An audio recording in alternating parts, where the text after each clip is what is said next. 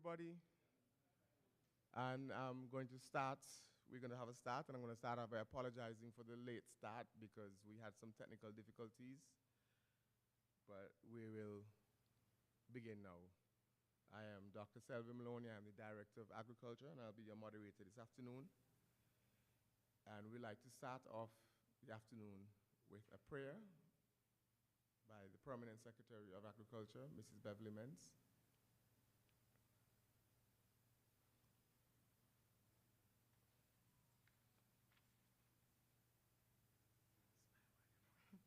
May we all stand, please, and bow our heads in reverence. Dear Father, we come before you boldly because we know that it is within you that we live, it is within you that we move, and it is within you that we have our being. So, Lord, we give you praise and we give you thanks and we give you glory for this evening. Father, we thank you for the prayers that you have answered, Lord, for we have asked for wisdom and you've given us wisdom. We've asked, dear Lord, for strength and you've given us strength, Lord. We've asked, dear Father, for resources and you've given us plenty. And Lord, we continually, Lord, to depend on your love and your strength, dear Father, and your giving and your blessings towards us. We depend on you, dear Father, for carrying us through this event and the events to come. We pray, dear Father, for continued strength for the team who has been working hard, for all the presenters, dear Father. We pray that you would continue to guide them and give them the right material to present before us, to explain well, dear Father, that we can go away enriched and encouraged and transformed, dear Lord, we pray.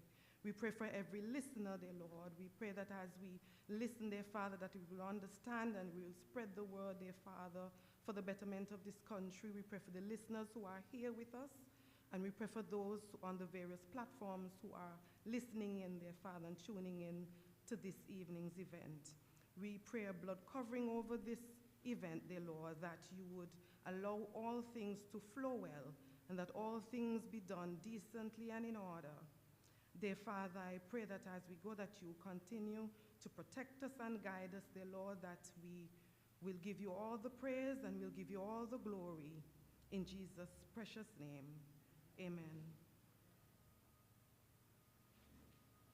Thank you, PS. And now that we've had the prayer, we could acknowledge everyone else now.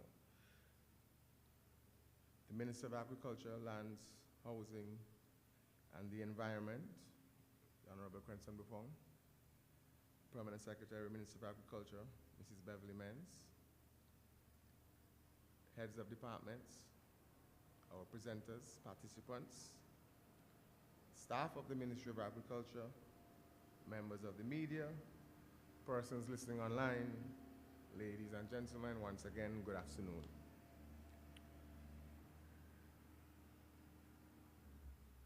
I have been tasked to be with your moderator this afternoon, and I know we had a rough start, but I promise you that we will have an afternoon that would be entertaining and educational to you as well. Breadfruit and mangoes. I'm looking at them here, and when I came here this afternoon at 3 o'clock to look at how the area was set up, and I saw the lovely job that the staff of the ministry did, I went home and I looked in my closet and I said, how can I keep up with the theme? And you know, I'm speaking to myself, and at one point it clicked. Selvin, you are trying to look like a breadfruit and a mango. You know, this is how much I love agriculture. So when you love what you do and you love your work, you become your work. So I made sure that I did not let down the lovely ladies over there that made this area look so wonderful. So I came home looking like half ripe mango and a green breadfruit. So I have a special, persons in the ministry will tell you I have a special like for the fruit, breadfruit, because of the numerous dishes you could create with it, the potential it has. And as we are going forward and we are pushing agriculture in Montserrat and in the whole region, it's pushing agriculture where we have CARICOM with a mandate of us reducing agricultural imports by 25% into the region by the year 2025, and that deficit we substitute it with local production. And one of the ways I'm pushing for is this wonderful fruit to be replacing some of these imports for breadfruit chips, as in the French fries that we use, and also just even in Barbados they have something they call a breadfruit bowl, where you could order ripe breadfruit with saltfish, and some of them have different ingredients inside of them, and it's a great seller. So we're looking to have this wonderful fruit be a stepping stone for Montserrat in reducing our imports and using this to substitute some of them. Mangoes, we have an abundance of mangoes, and sometimes it hurt my heart when you're passing on the road and you see so much of them just being littered around, and we always wonder what can we do with them.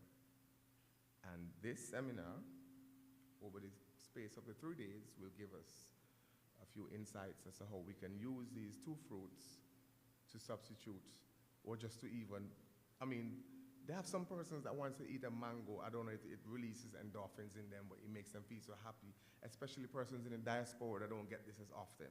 You know, some persons, they will post pictures of themselves eating a mango, and we here see them on the ground, on the road, and we consider them with a knocking dog, but we don't understand the valuable fruits that we have.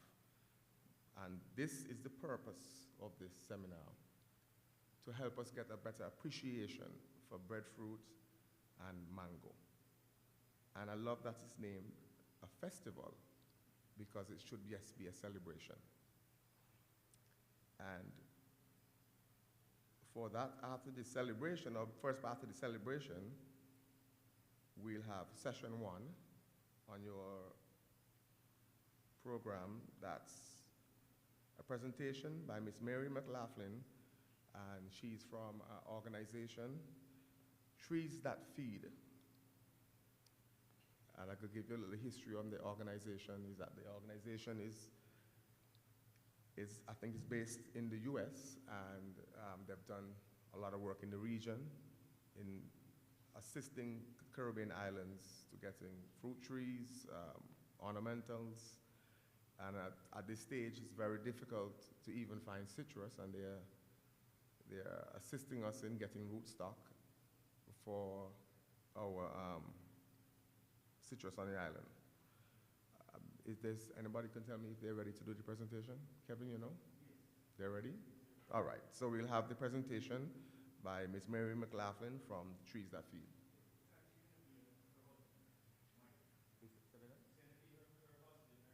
Okay, Mike, all right, so it's not gonna be Mary, it's gonna be Mike.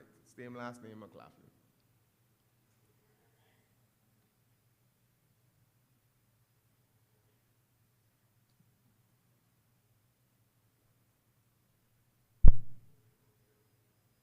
Mike, we're coming just 1 second.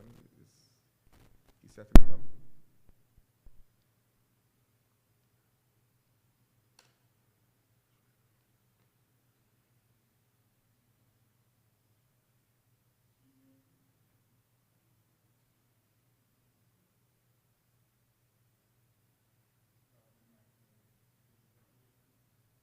Mike, speak again. Let's see if we can hear you.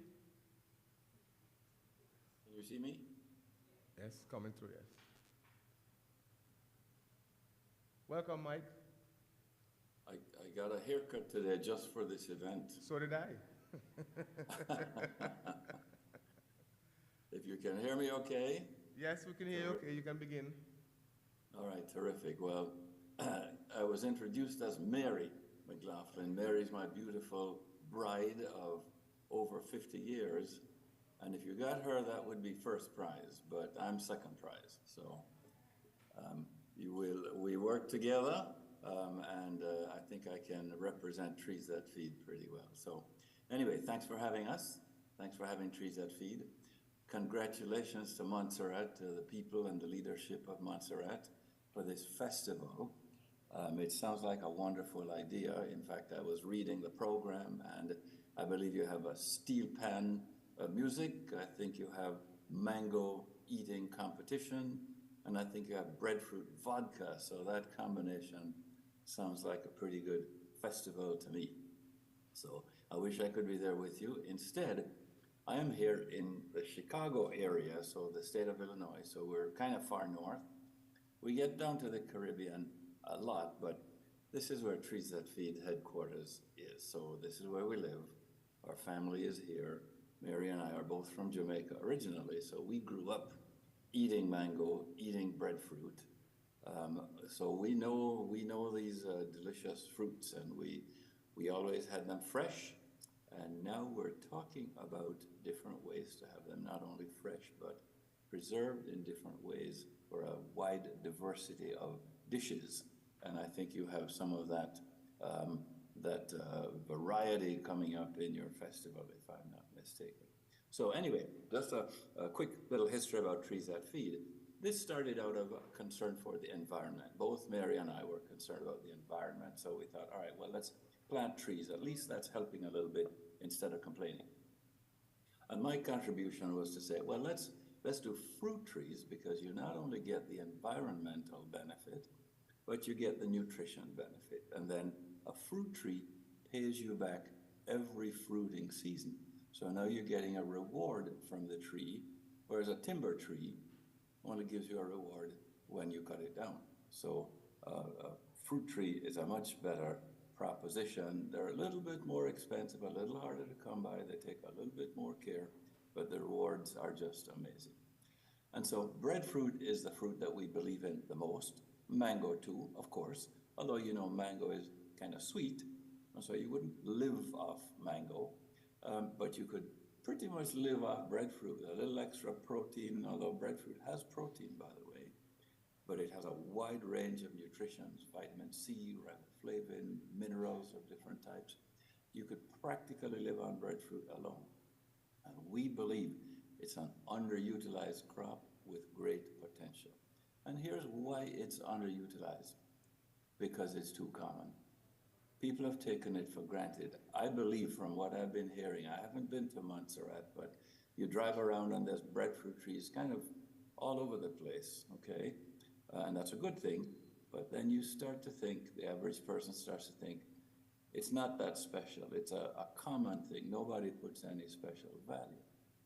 Same thing with mangoes, by the way. And so mangoes are common, and when it's bearing season, the mangoes fall on the ground. It's too much to eat. What we're telling everybody, save that excess, process it, because it has a short shelf life. You can't put up a mango for 6 months and eat it later, but you could dry it. I have a little exhibit to show you here. I hope it can come through. But this is dried mangoes in a package. So this comes from the local grocery store. It's dried, but I can tell you, it's delicious. And once you start eating it, it's hard to stop, okay? So this is a product that you can make from mangoes. Mango juice is also a very desirable juice. It's very rich in flavor and nutrition. And mango juice is blended into a lot of other fruit juices that you think are pure juices. So you have at least many different kinds of products you can make from mangoes, many different kinds of products from breadfruit. So here's what we say: preserve the excess. You're not taking any fresh fruit away from anybody, because there's more than people can eat, but that excess, preserve it. How do you preserve it? We recommend drying, or I'll call it dehydration. The reason I say that is because refrigeration is kind of expensive. Electricity is expensive. You need a lot of equipment.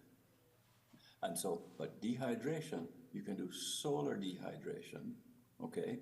And we have different equipment that we recommend for people that want to start up a business. Dehydrate, you have a long shelf life. We have breadfruit flour that's good for 6 months, it's good for a year till the next breadfruit season. So Trees That Feed is happy to help anybody that is looking to start up a business. We can't give you financing, but we can give you the value.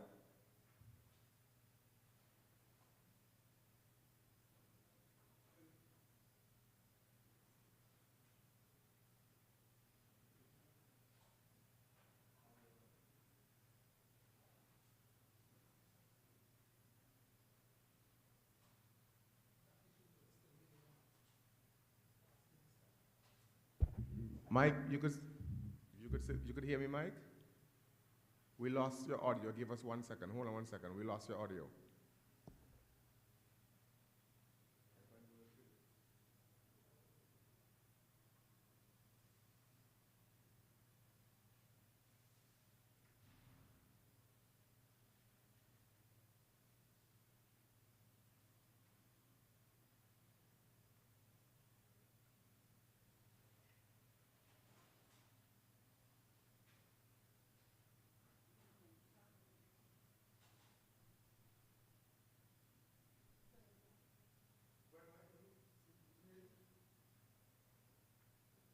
Mike, say something. Let's see. Not yet. Not yet.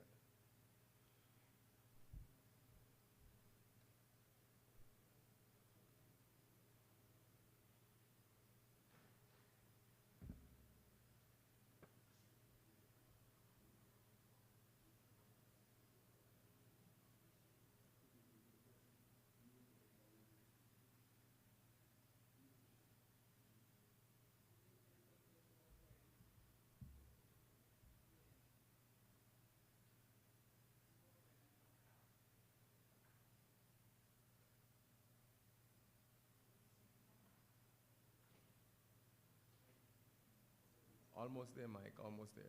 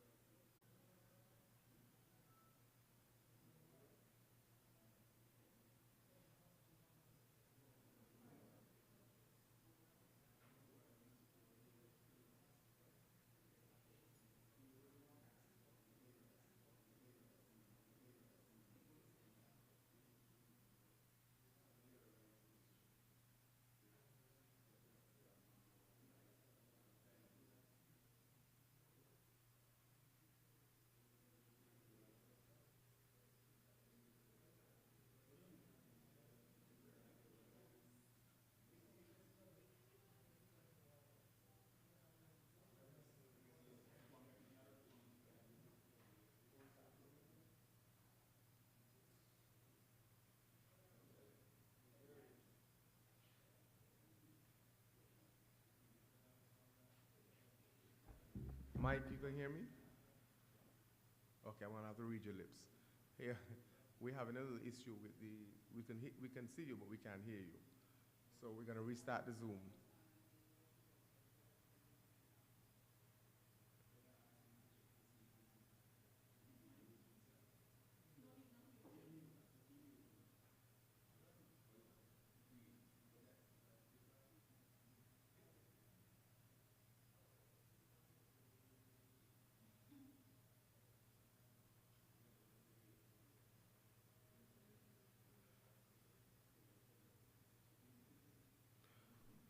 Okay,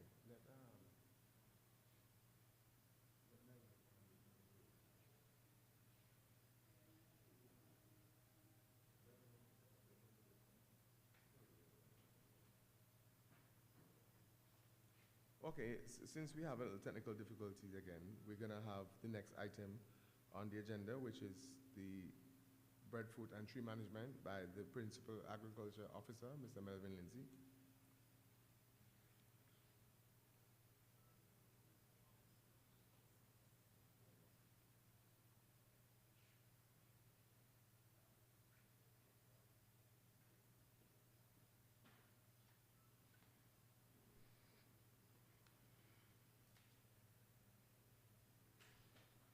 Good evening, good evening. Welcome. Okay. Here we go. Right. I'll try to make this, as interactive and as short as possible. So I'm here to talk to you about breadfruit and mango production, and that's production and management from seed up to harvesting.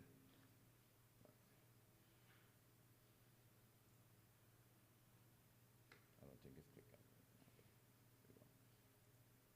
Right. First off, little tip for that. Now, breadfruit is one of those low glycemic index food, as Mr. Pardon? I didn't get it. I don't think so. Right.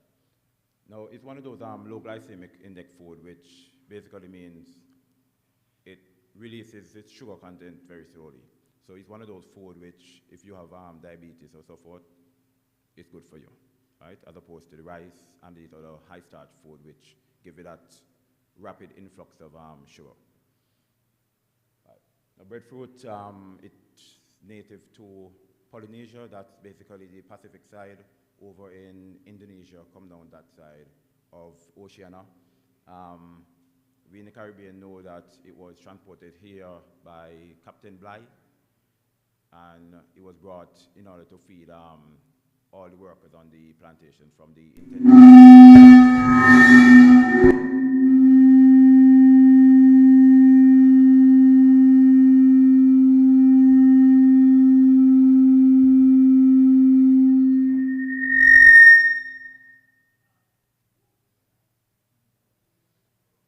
Right, sorry about that. So it was brought here to feed the workers on the plantation, from the indentured servants to the slaves. As Mr. Mike was saying, it's a good source of carbohydrate, fiber, and lots of vitamins. Right? In Trinidad, they have a food which we call aldown. It's made predominantly from breadfruit. You have other preparations such as roasting, boiling, frying, baking. I'm seeing Merle here. I think back in the day she had a breadfruit bowl, which she used to do on Saturdays. Right? Varieties here in Montserrat, we have two main varieties. There are a few more, but I don't see them as popular, but we have two main varieties, which is the white and the yellow. So the white heart and the yellow. Right? Most of us would actually, can we drop the volume on that a bit? I think that's causing the feedback. So we have the yellow, which is the yellow heart. We in Montserrat, we already know it. It's a seedless type. Flesh is pale yellow. Very high lattice production, meaning when it's ripe, you would see some like a white beads coming out of it. Yields about up to 600 pounds. And the harvest season, they say, is between February and September, but we know once you have that dry period going into wet, you will get that flowering and bearing. The white latest production is low. I mean, if you go around, you will see some of them that is always have that evergreen color. That's the local white. So you have a low latex production. Same type of yield as the yellow. Harvest season the year, the same. And time to bear in, let's say 2 to 3 years, which is good. Roughly the same as you planting a coconut tree. Now, in terms of propagation, I'm just going to touch on it. You have 3 main ways, because with the breadfruit, we do not have the seeded type here. We only have the seedless, which we propagate via root suckers, root cuttings, and stem cuttings. This root suckers, I think that is what we mainly use here, where you remove the can I have the technician lower the, we're getting a feedback from the, right, so we have root suckers. Root suckers, basically, you remove it in the field. So you'll have little, if you wound the tree in the field, it will shoot up a root, a little shoot, and that's where you remove. That's the root sucker. Cuttings, you actually remove the root itself from the field and set it within the nursery, and then from that you'll get your plant. When you're going in, if you're going to do this commercially and establish a nursery, then you would want to go by stem cuttings. Stem cuttings where you would use the same root, but instead of you sticking to that one propagative part, you actually let it grow, clip the shoot, set that shoot, and you would just keep regenerating shoot after shoot. And you would have, if you look in the right corner down here, you would end up with something like this, where you can harvest shoots non-stop. And that's the method that they use when they're doing breadfruit commercially. Now, when you're selecting your planting material, first and foremost is cleanliness. You want a clean planting material. So you have to obtain your plant from where? Somewhere reputable. For us, most of us, our plants will come from the ministry's nursery. If you're doing it yourself, make sure you use clean material. Now, it should be between 4 to 6 months from the propagation date, have an intact growing tip, and it must be pest-free, right? And here we have an example of a healthy growing breadfruit plant. If you come to the on tree planting day, you'll get something of that quality or higher. Pardon?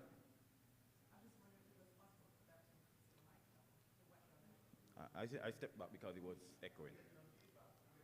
Right. Is this better? Better? A little better? Okay, right. So, site selection. That pertains to where you'll be planting your breadfruit. Now, the plants start to bear, like I said, 2 to 3 years. After you put it into the ground, you actually get it start producing fruit and flowering.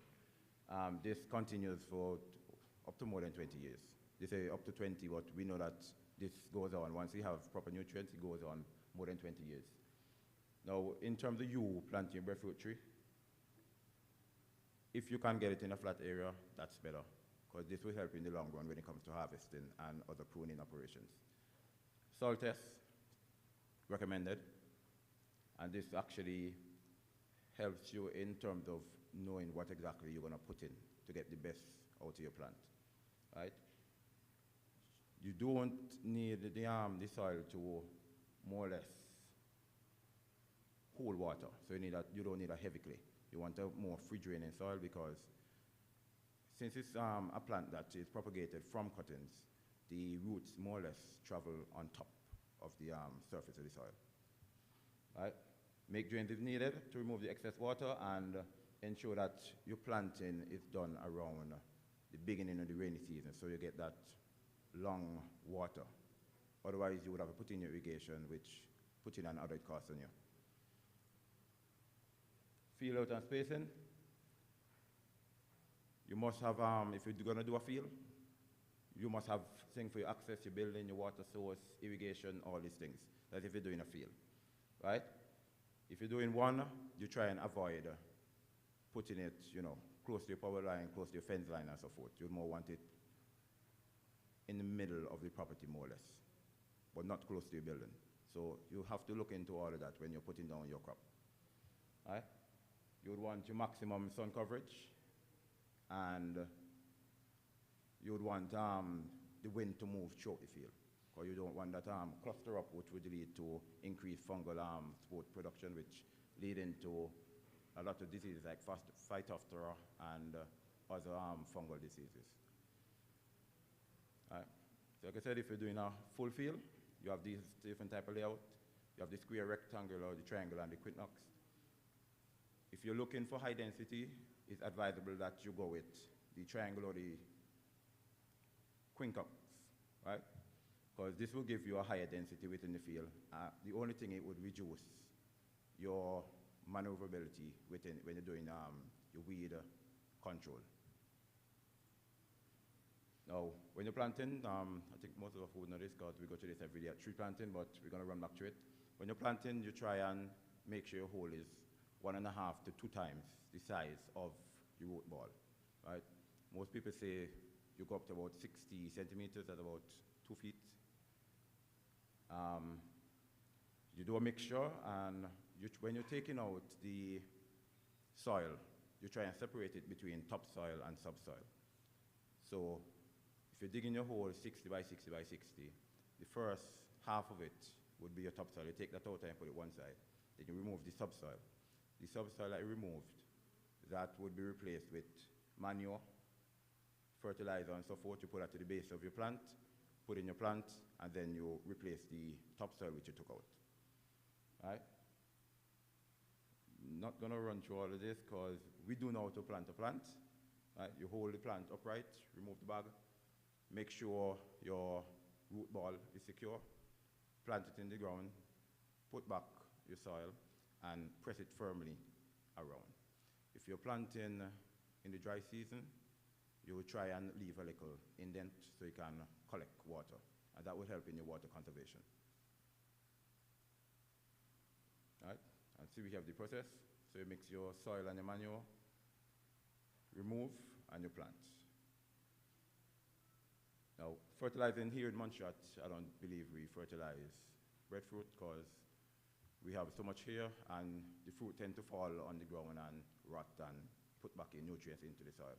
But if you're going to do this commercially, you would want to fertilize. Now, within the first year, that's every 4 months. So you bust it up into quarters. Every 4 months, you would apply up to 150 grams. And we all have 12, 24, 12 here. You get it at Farmers Association, and you apply that every 4 months. Second year, you keep increasing. So you double it up, and then double it up, and double it up, straight up until you reach to the end, right? So you'll do that every year and burst it down into 4 months. When you're applying the fertilizer, you'd want to apply it in what you call a band, and that's around the drip zone. That's where the water from the leaf fall. That's where you'll find most of the feeder roots coming up.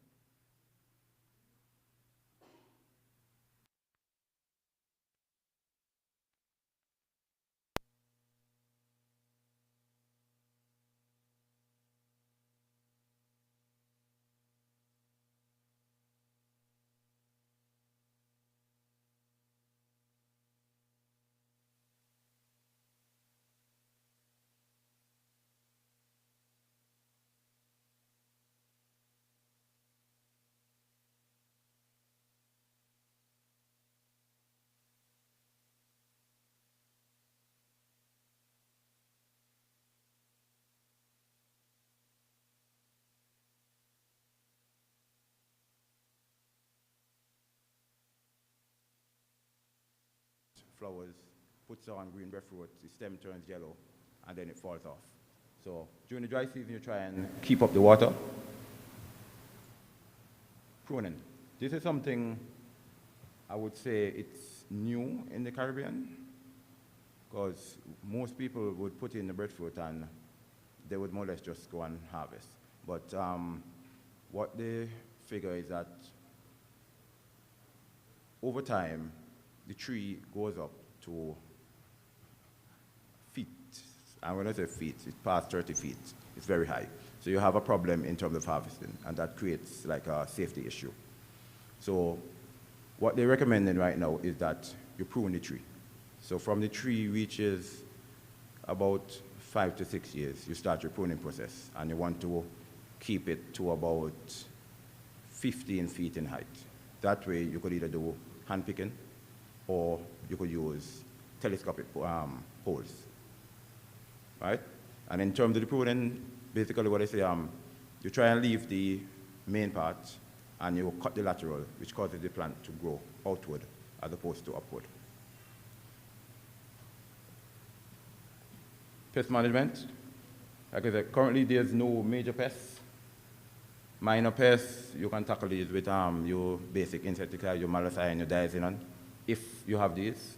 So your mealybugs, your beetles, your cutting ants, which is bachak, nematodes, and so you treat those with our normal insecticide here.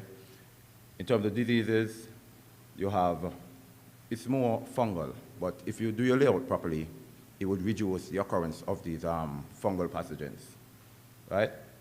So if you see anything like this, try and contact somebody at the extension and we will be able to advise you in terms of treating it, right? Because it might be that you need pruning, or it might be that you need spraying, or it might be that you need to remove some of the buildup at the root. Right. Here we have early dieback. That's one of the major diseases which affect, and most times what they do, they try and catch it in the early stage, and you start doing your pruning there, cutting it back. Because with early dieback, it starts at the top and it works its way down. So in pruning, it kind of removes the pathogen. Right. When to harvest? Well, across the world, as I say, it's a versatile crop. It's utilized through all the stages, but most people prefer it in the mature stage. Right? So you have a flowering, immature, full green, and then you mature. So some people like to pick it when it's green, and you call that the green mature, where it's used like a vegetable, kind of like Christophine. Other people want it mature, where you have that full starch content, and then you have the ripe, where you have that sweet one where you use for your smoothies, your cakes, your pancakes, so forth. Now, harvesting. Harvesting generally begins between 6 and 18 weeks from flowering. Now, like I said, you could harvest around 12 to 16, and that's your green immature. That's where you have that springy one like Christophine. Not preferred, a lot of people don't like it, but your true harvest where it's mature is between 16 and 18 weeks. If you look at that, it's 2 weeks. So you have a very short gap before it actually gets into that sweet ripening stage. When you're harvesting, you want to avoid physical damage to the fruit, right? And should be harvested using a picking tool, which could be your hand or any fabricated picking tool, which we'll get into further down. Question. How many people does it take to harvest a breadfruit without letting it fall to the ground? Anybody? Kiana? No? Hmm? Pardon? There we go, there we go. Just one, provided you have the proper tools, right? So with pruning, you would have a lot of this, where you can basically go out and pick with your hand, because most of the fruit would be low hanging. We have this, which is used in Trinidad and Malaysia. The upper one is the Malaysian, what do you call it, design, where it's basically just a stiff metal thing where it hooks the stem and you turn it and you catch it in the basket. Trinidad have adapted it where they put in a blade where you can pull it and it cuts off. We have our telescopic pruner, which I know is probably going to cost a bit, but you extend it up, it cuts and clamps, and then you bring it down. And I think it's just a modernized way of this one, which they still use in the Pacific Islands. And then we have our telescopic bicross pruner, which comes with a basket. So there's many different tools which is out there which you can utilize. All right? I'm going to go straight to you because we kind of cut on time. Any questions? If you have questions, you can pop in and ask me, and I'll just think it. So mango production. First off, this is going to be a shorter one because mango and breadfruit, both of them are large trees. So in terms of the planting and so forth, they're similar. It's going to be repetitive. So mango is grown under tropical and subtropical environments around the world. It originated, I think, in India, if I'm not correct. I think India is where it originated from. The grafted mango plants take about 3 to 4 years to bear, while trees grown from seedling probably take about 5 to 6, take a little bit longer. Selecting your plants. Like I said, all mango plants, once you buy it from a nursery, most likely it's going to be grafted, because the nurseries don't sell ungrafted plants, right? Choose plants which appear healthy, free from pest and disease, and ensure that the mango plant is firm in the bag and you have no excess roots protruding outwards. Ooh, sorry. There we go. Yep.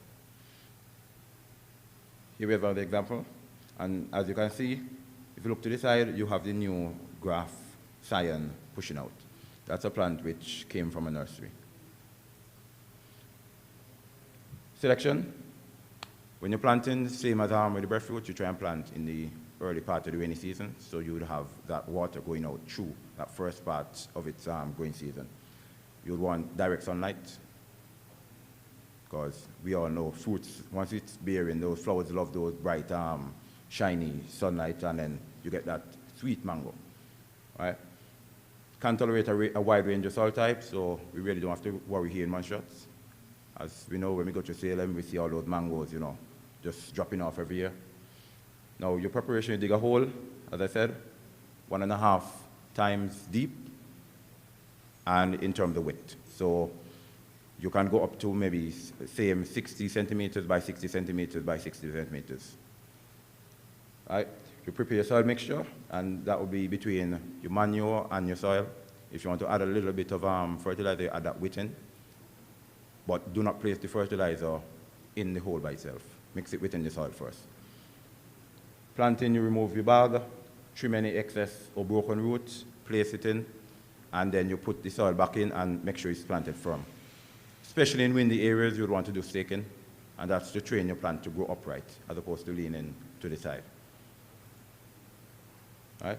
So here we have a picture which explains what I spoke about before in terms of you digging that planting hole. So you have your 60 centimeters in terms of your diameter, 60 centimeters in terms of your depth, and your separation in the soil. So you try and always make sure you separate that soil, because the subsoil is not going to be having as much nutrients as the topsoil. So you want to either discard that or use that to mix with your manure before you put it back in. Pruning. You start pruning about 2 feet in height, and that's if you want to keep a nice short mango, right? Pruning will stimulate your branches to push out and give you that nice rounded canopy. So when you're pruning, you select 2 or 3 side branches and cut off the remainder of the tree from the top branch so that you get, when you say vase shape, it would be that inverted vase shape, right? Watering, well, we have a wet and a dry season here, but like I said, it's all about you. If you're just doing it for fun and you want to let your mango tree survive, you add a little water. If you're doing it commercially, it's advisable that you put in irrigation, right? And when you put in irrigation, you put it around that same drip circle which I spoke about. It's no sense, because I went around and I saw a lot of people that they put the drip emitters here. So the stem is here and they put it here. That's kind of counterproductive. You want to put it out to where that drip zone is, but that's where most of the feeder roots are. Right? So it says thereafter, generally over the you get during the flowering and the fruit development period, because mango is one of these things that, what's the term? Can't remember the term right now, but it reacts to your changing climate. So another thing, another point, if you're doing mango commercially and you want to beat the market, you have certain ways of inducing flowering. Fertilizer application goes into the same as breadfruit, and you run the same base. This formulation, you wouldn't find it here, so you can use the same 12, 24, 12, but the fertilizer application would run the same as for the breadfruit. Okay, sorry. So here's a picture explaining what I was talking about. So here we have the drip flow. As you can see out the leaf. So anytime water comes from above, this is where the water will naturally fall. So this is where most of the field roots will actually come from. Oh, sorry. So as I was explaining before, the drip zone is where the water meets the ground from the leaf. And because that's where all the water and so fall when you have that light drizzle, that's where most of the feeder roots will congregate. Weed control, you can mulch, and mulching for me is advisable in the early parts, because once you get older, the canopy of the tree would more or less create that buffer zone and mulch area. Pest disease. Now this is a major one because I've been bashed left, right, and center all the time about why you can't bring in your mango and why is this person taking your mango and so forth. But mango is one of those susceptible crops where it picks up stuff like that quite easily. So for newly planted plants, you would have your insect and fungal attacks, and sheep and goat, and cattle and donkey, and so forth. But these are other ones.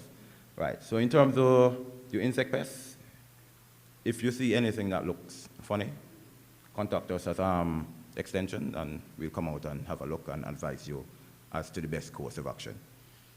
For the diseases, fruit fly is one of the common pests. So we have fruit fly, we have gall insects, gall midges, scale insects, powdery mildew, that's a fungal one.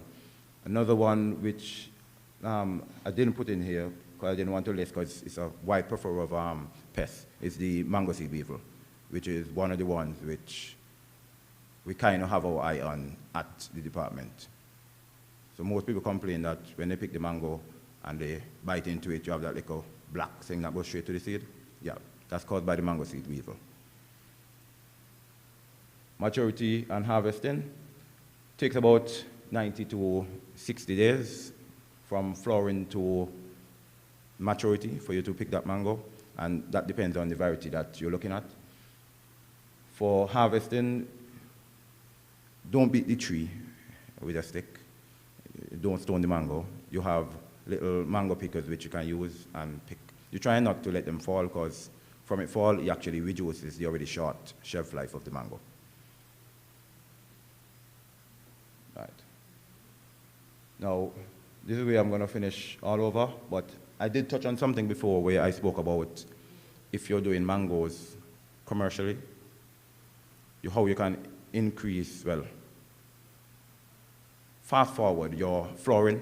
Now you have watering, so if you have your mangoes mulched and they're under irrigation, what you can do is take off the water for a period of time, give it that period of dry, and then start re-irrigating it, and that will cause the mango tree to blossom.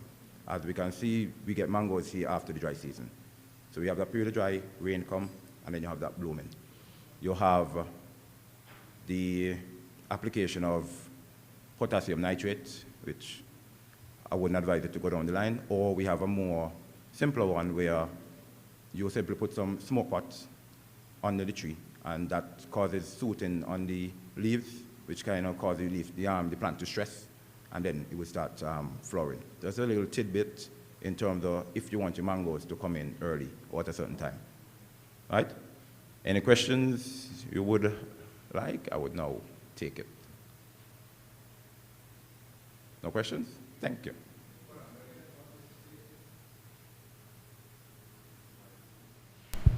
Yeah,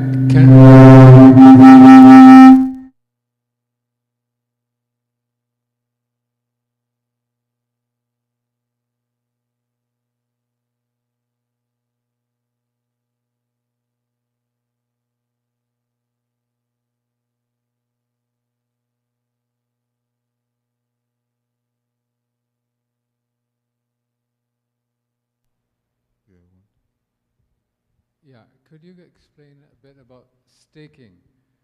I was trying to understand when you said on the slide about putting things on the windward side. I'm thinking that the support needs to be on the leeward side, because so I just want to understand how in terms of staking, right?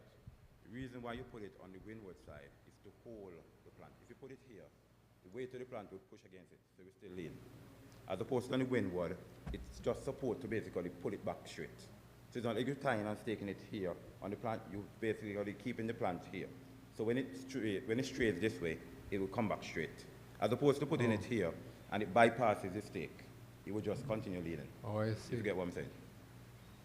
So it's like your hand is broken, and it's falling this way, right? You would want to put it here, right? But if you're just protecting your hand, you would put it over here just to keep your hand steady, as opposed to it bending and breaking. Get what I'm I saying? see. Okay. Get it? I guess if there was a photograph, we'd understand better. Ah, that is quite true. Sorry, I do not have a If- photograph at the moment. Do you mean a kind of fencing that acts as a wind guard? No. What you can do, if you're doing a windbreak, you can put in a windbreak. But if you're not putting in a windbreak and you're staking, you would stake towards the wind, meaning you'll put the stake first and the plant after. So when you tie, so even if the plant strays this way, it would come back straight, because the stake here would keep it in line. You get what I'm saying? You get it? So that's a bit like mull. I didn't get that. I'm teasing you. I'm saying that sounds a bit like mull, keeping the poles upright with the high winds and all that. Any other questions? Melvin, tell me something. In terms of the Julie mango seed, if you grow it from seed, would you get the Julie mango, or it has to be grafted? You would get the Julie mango, but it wouldn't be true to type. Which one? It would not be true to type. It would have similar characteristics, but it wouldn't be true to type.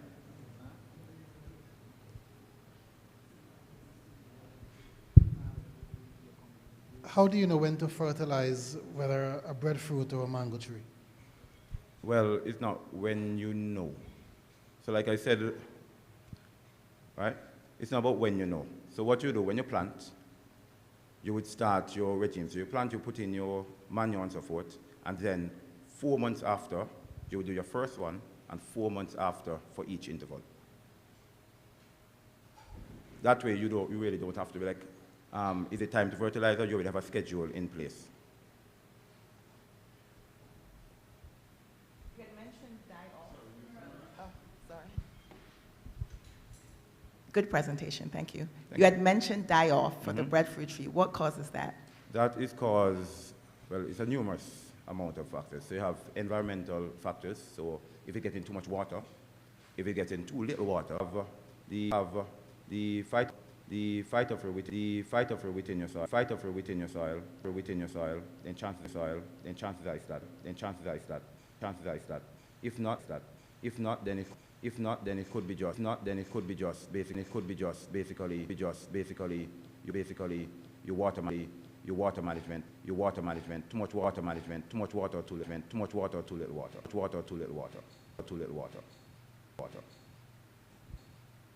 Thank you. Thank you. No problem. I know Montserrat is a small country, but in terms of economic value, I know sometimes the breadfruit is selling in the UK for like 14 pounds and so on. I know sometimes we're wasting breadfruit in Montserrat. I'm not sure what's the potential for export. That's all I wanted to find out. The potential for export is there, because as you rightly said, the cost of breadfruit in England and so forth, worse if you reach into London in England, it's very high. And they must have come from somewhere. Now, I don't want to get too deep in terms of that, because like I said, the potential is there, but the problem is that short shelf life. And if I go into that now, I am going to delve into my colleague's presentation, which I really don't want to. But she'll touch on that in terms of it. We have different ways of transporting it. You pick it a little bit, immature, or you blanch it, you can freeze it. You have different ways. And I think I will now turn over to my colleague who will go into that.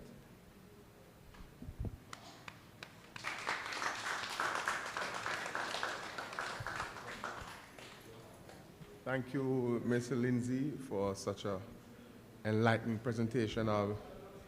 I feel I just want to go out and plant some breadfruit and mango trees now. All right, so we've been here for a while, so we have a break scheduled on the program, and we have some refreshments over there. So we're inviting everybody to just have a quick 15-minute break, have some refreshments, and come back and we'll go back into our presentations.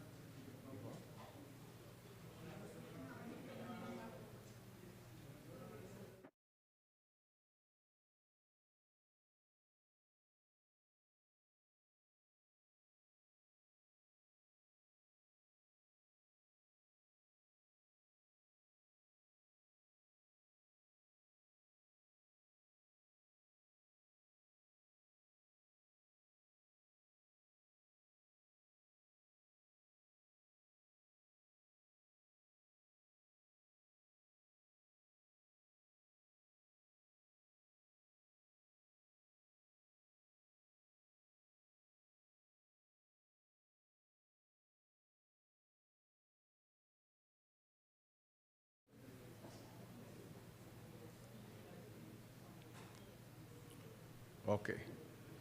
So up next we have pickling, handling, and post-harvest management by Ms. Carmen Sita Jubri. So we're looking at agro-processing, and in the near future we'll be going into this, back into this for Montserrat again. Carmen, you ready?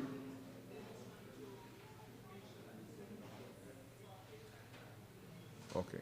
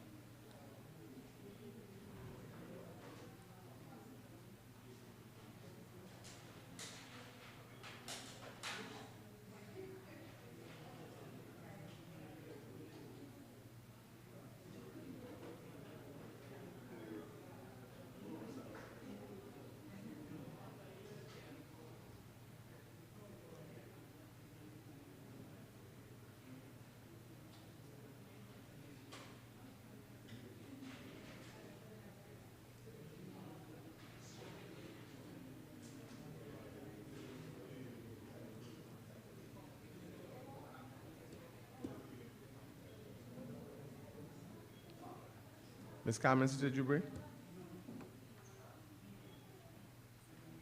Thank you, Dr. Maloney. Good evening, everyone.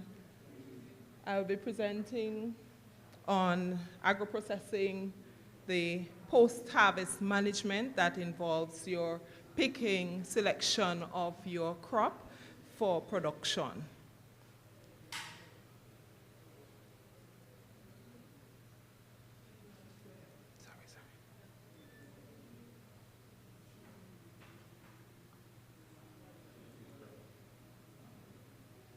Okay, so we're going to gain a better understanding of agro-processing, the post-harvest management, what it is. So we'll try to break it down for you. The steps of picking, handling, and grading of your fruit for selection of your quality product and adding value using your breadfruit and mangoes. Agro-processing refers to your activities to transform agricultural produce, which is your raw material, your breadfruit and mango. There are three primary stages, and that's your early stage where you just harvest your fruit and minimal washing or wiping, putting it in a package and taking it to the supermarket for your customers to purchase. You have your second, where you have extraction, where you go into a little more depth, where you take or do your juicing from your mangoes, do your drying, or just blanching of your breadfruit. The next phase, which is your third step, where you add more value, and this takes a little more work, where you would be taking your fruit and turning it into your juices, jams, wines, and so forth. So that's your minimally processed. So we have the three phases. According to the Food and Agriculture Organization, you would have many or components of phases after you would have harvested your fruit and to take that fruit to your product stage. So we have your good agricultural practices coming into play, your good manufacturing practices come into play, and your operational procedures. Your operational procedures are what govern you and the equipment that you use, your cleaning, how often you clean, how to prevent cross-contamination and so forth. So that's why we're incorporating all of these under your post-harvest management, right? So it's not just receiving your food.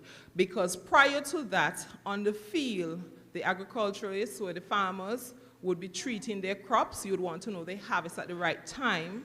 Whereas if it is they would have, say, fertilized their garden, that crop you do not want to pick or harvest at us too early, because that will be transferred to you and it could cause your final product deterioration in terms of the quality of that harvested fruit.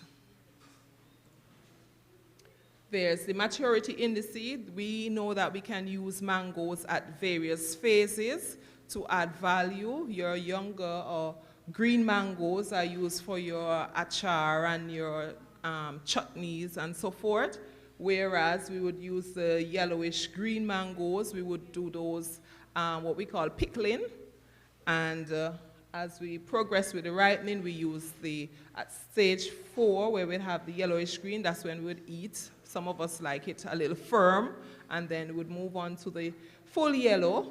Others of us would like that, and then you go into your richer orangey yellow color, where it's more ripe and juicy. Those we would use for different pulping and so forth to make additional products from mango. Breadfruit, as we know it, my colleague would have shown you this slide. We have different phases of ripening, and the same applies for your mature breadfruit.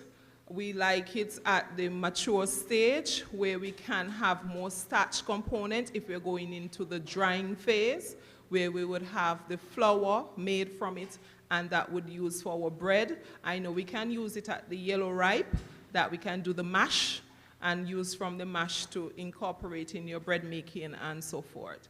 But if it is that we are to dry it, it's best to use at the mature green, where we'll have a more starchier content in the breadfruit to make your goods.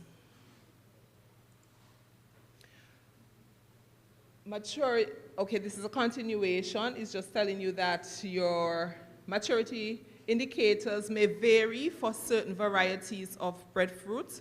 We have different, I don't think we would have mentioned some of the names in the previous presentation, but we know we have the yellow heart and the white heart that's more prominent here. There is one that I learned of in Trinidad. It's a smaller round breadfruit, mafala. It bears a lot on the plant, and that's what they use in production there.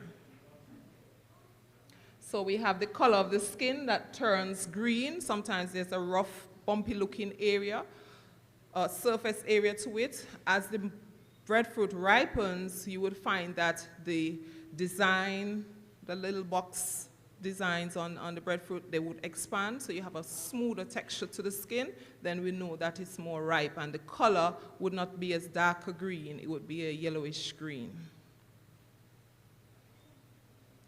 Okay, when we are at the mature stages for our breadfruit and mango, hope I'm not confusing you by going to both of them, but because they're fruits, I would speak to them in that light. Because at the harvesting stage, when you go to pick, you'd want to pick and leave the stems on. For the mango, the same thing applies, and the breadfruit. What you'd find most of the time, which we all know, that when we harvest the breadfruit or the mango, we have what we call the latex or sap coming from the stems.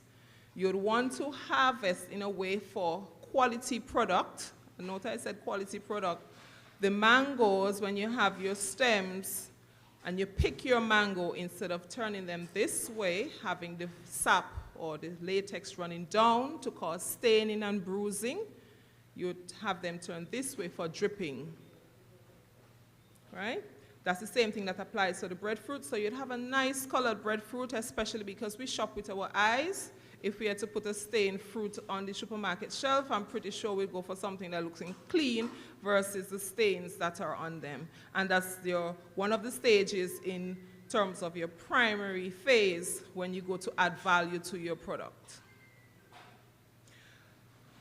Okay, so at the picking stage, we'd want to use a picker that has a sharp cutting tool at the top. You would have to have something to catch your fruit so it drops into your bag. If it is that it doesn't have a sack applying to it and there's a caging, you'd want to have a sponge inside so your fruit doesn't get any bruise damages when they fall into your picking basket. We have crating. What we'd want to do when we harvest is to have your fruits placed in crates and not what we call our crocus bags or jute bags or sacks, because those cause injuries, and once the skin gets injured, it turns color. Once we have discoloration and moisture, we would have further deterioration if it's not been used right away, and moisture, we know, cause bacteria to grow fungal, and that would impact the quality of your final product if you are to use a damaged fruit or fruit that is not harvested properly. Sorting of your fruits when you get them is not just taking them and using them right away. You'd want to wash, you'd want to sort in terms of your grading, what is mature ripe, what is green mature, and what is full ripe, so that you can separate to get the quality of product that you would want. As I indicated, for your flour, you want your fruit that has more starch. So if you have something that's younger that you can blanch and put for your soups, you would put that separate and not dehydrate for your flour production. It interferes with the quality, and it would also, at the end, if you're to make a product from it, your breads, your pastries, it would interfere with the texture of your product. It will be more dry, you won't have the a little elastic in it, elasticin, to have that raising of your final bread product. After you finish your grading, you do your washing, and then we have forced air drying. You would want, before you store your product, mainly refrigerated, if it is that you're going to use them in short order or you want to keep them for a later production, you'd want to dry the surface. As I said, moisture inhibits the growth of, facilitates, the growth of your bacterial fungus. So you don't want to have any moisture. You wrap it nicely in a cling wrap, and you put that in your refrigerator or your storage facility that you're going to be using. If not, you do your blanching, you do a vacuum seal pack, and you put that in your freezer for future use. After your refrigeration storage and you want to take that back from your freezer and carry on your processing, make sure that your surfaces, all of this is in good manufacturing practices. Your surfaces that you're going to be using are clean, sanitized to go on to your production making. So I have on the picture there some vacuum packed breadfruit. You have your mangoes. That's minimal processing, so we didn't do much other than to put a nice cardboard container on there, put a nice cellophane plastic on it, and put a label on it to say whatever variety of mango it is and ship from which country. That's easy export. These would be factors to have this done for export would be a little more technical in terms of having storage facility where you would have your temperatures controlled, your ripening process controlled, because we know that these are climateric fruits. Climateric fruits mean that they continue to ripen after they are harvested. So we know that we continue to have mangoes ripening after we pick them green. We'll have them turning a little yellow, then they get a little softer, then they die out, meaning they decay and rot, and that's the end of the mango. Same thing would happen for the breadfruit. So we have temperature control with airflow. If we have bruises and damages, cuts or wounds on these products, and they're open and they're not stored properly, would have faster deterioration. The quality of your end product will not be as good. Then we have the breadfruit flour. We have mango juice. That's a delicacy. It's an expensive drink to have if you're to have a good mango drink. So that's something that you can go into for production. We have jams. That's a little more of the processing that you can do to preserve the mango. Then you have your transportation and distributions.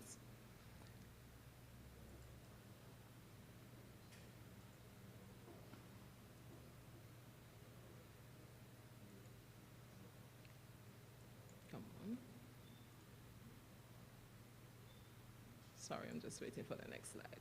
Okay, so mango is extremely versatile, as we would have mentioned. And when it comes to processing, you can take the raw fruits, meaning the green, ripe mango, and we can have our chutneys, pickles, mango beverages we make from the green mango. You would have your ripe fruit that you can use in making your pulping that would go further to make your sauces and stuff for your toppings, for your pastries or fillings. And nectars, juices, squashes, and your confectionaries when you're going to your sweets. Then you would have your preservation methods that you can use is canning. You can can your mangoes or breadfruit. I think Jamaica Grace does a canned breadfruit. And you would have your further juices concentrated that you can redilute and make other mixes. For the breadfruit, it carries a neutral, very neutral taste or flavoring. So if you're using a breadfruit in your product, whatever that you add to it in terms of your spices or flavoring that you'd want to use, it would take on that taste. So your fresh seasoning, if you're making a pie or mash from it to bake for your main dishes, it would take it on whatever local seasonings that you would want to use. That's the versatility of breadfruit. For additional products, we would have your ripe breadfruit making your pies, your breadfruit fries, which we would hope one day we can really produce in our plant here and have our breadfruit fries. And we'd have our flour. That's an additional from the ripe breadfruit wine and the vodka. And liqueurs, these things we would be tasting come Friday because there is someone that produces a breadfruit vodka. So we'll have some cocktail mixes for samples on Friday, just to give a little plug there. So just to show you the versatility of these fruits. And the same applies. You can blanch, you're steaming your breadfruit, frying, roasting, drying, and freezing. Instead of just cooking as we're accustomed to, we can try different avenues in making this breadfruit work for us, as for business if we want to develop a business from it, or for export in the future. Just to recap, we have the 3 stages of production in agro-processing: minimal process, where you just harvest your fruits, do a quick packaging, but just ensuring that when you receive your goods, your raw material, that you check for bruises, cuts, ripening phase, so that you don't cross what you'd want to make from the raw material, because that would affect the quality product at the end. Storage, the right type of equipment and the post-harvest techniques used, and application for post-harvest management are the direction to a quality product. So it's the right direction into a quality product.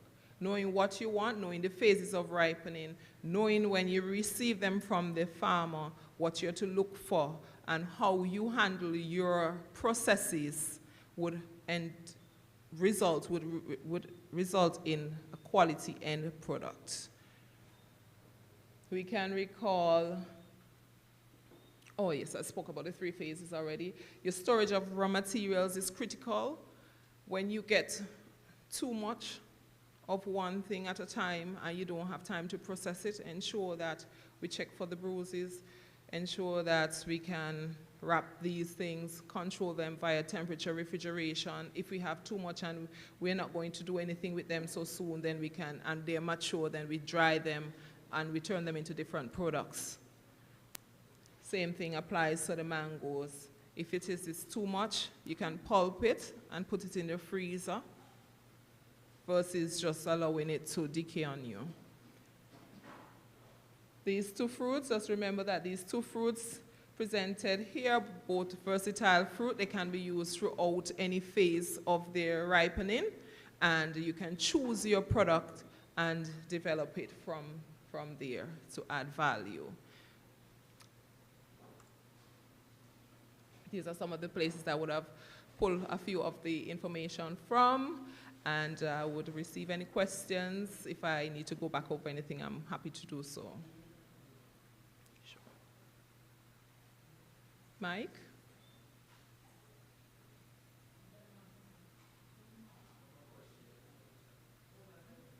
There's someone at the back.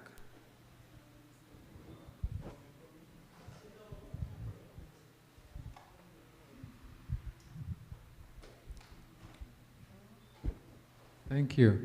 I noticed you referred to latex, and latex has so many applications, but I haven't heard anything about the possibility of extracting this copious Latex from the... It just struck me that that's one Yes, thing. because even the peels that we have from here go into an additional product, which is a non-food product for feed for animals. So you take your skins and whatever peels that you'd have, and that would be further processed. It's all adding value along the value chain for different purposes. So you have food byproducts adding value and non-food byproducts adding value. So yes, if it is that the extraction of latex would be something that someone is into, then yes, it can be done. You just have to do your research, know what it is that you would require to have that latex harvested, and then you would have a product from that. Once there is a market, there are many possibilities. Good evening. Good evening. When it comes to the breadfruit, local knowledge tell me that the mango is not so much the best for diabetics. Yes, because what knowledge can you share about the breadfruit and diabetics? The nutrition person who would be presenting after me would have some more information on that. But what I can say, the different stages of ripening would cause more sugar, especially in the mango. So if you're a diabetic and you want to have a mango, don't eat it as ripe or in the later phases of its ripening. It's less starch that converts into sugar. Because as a diabetic, I have my personal experience with breadfruit. It takes the sugar from 0 to 400 in a wink. Yes. So it's a stage of ripening. Yeah.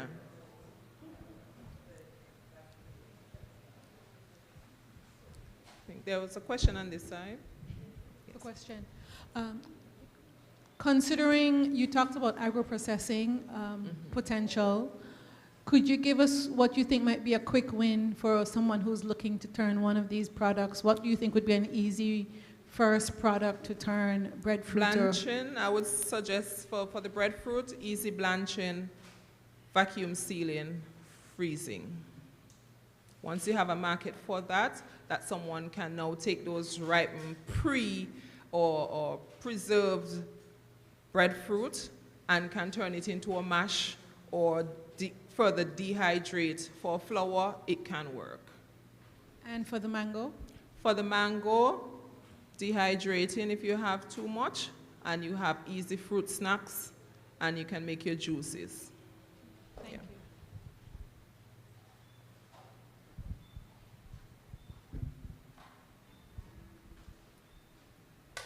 Yeah, first, just thank you for the presentation. It was very good.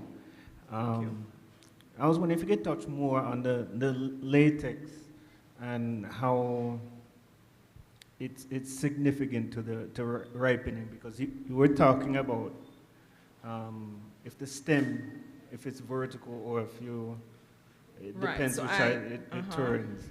So I mentioned when you're harvesting and you have your stem, the latex coming from the stem, if the sap or latex runs on the skin of the mango or of the breadfruit, what you'd have is a staining or bruising of it. It marks. It takes away from the quality aspect of your fruit. It may affect the ripening because then you'd want to have your mango, because it's a climateric fruit, it respires. I didn't want to go into too much of the technical aspect of it because then you would have respiration, transpiration happening, and then we go into the phase of senescence and so forth. It's just much to deal with. Then you have like your free water movement. So what we find, if we leave this here, over time, it would start having a shriveling effect on the skin. We see that happening with all our fruits, right? That's because you have air movement and the water component of the fruit is coming from a place of high concentration to a place of low concentration, so it's extracting from it. So that's why you have deterioration, and then you have your acceptability of the fruit for quality reducing. So these things do affect your fruits, your food products. Okay. Have a question? Okay, everyone in here, I'm sure when you're preparing breadfruit, I believe you would take out the heart of the breadfruit.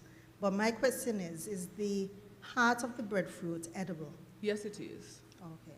It's just common practice that we think is the seed, so we just scoop it out. But most of the production, when you're producing for flour and other things, they don't remove it.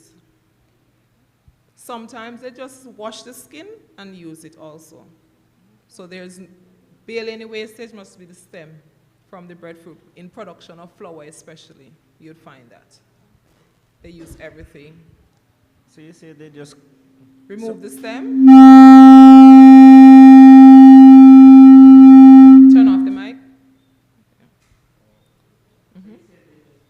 Blanch it and they don't even take off the outer skin and then just... For breadfruit production? For flour? Yes, yes, they do. Okay. Just the stem removed.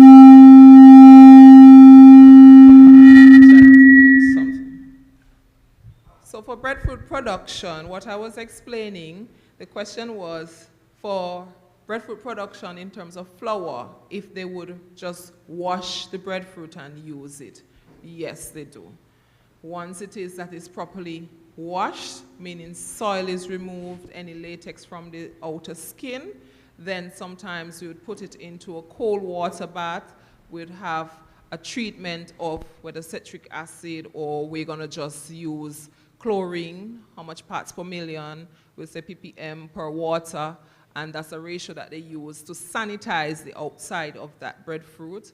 Then you would just cut into pieces as to certain thicknesses, put into the dehydrator, dehydrate, mill, and sieve, and you have flour.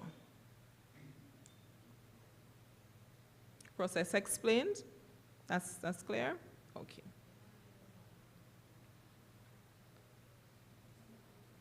There's no more questions. As soon as we have our agro-processing unit, we'll be happy to have some breadfruit fries and flour going. Yes? So we'll hopefully have a unit soon. Say again? Very much so. Thank you. Thank you, Ms. Jubri. That was really a wonderful presentation. And then I was looking at the presentation and saying to myself, some of the persons, including myself, sometimes don't even know exactly when the breadfruit is ripe. So, you know, this helps. Next on the agenda, we have a nutrition presentation by Ms. Merle Galloway. Ms. Galloway?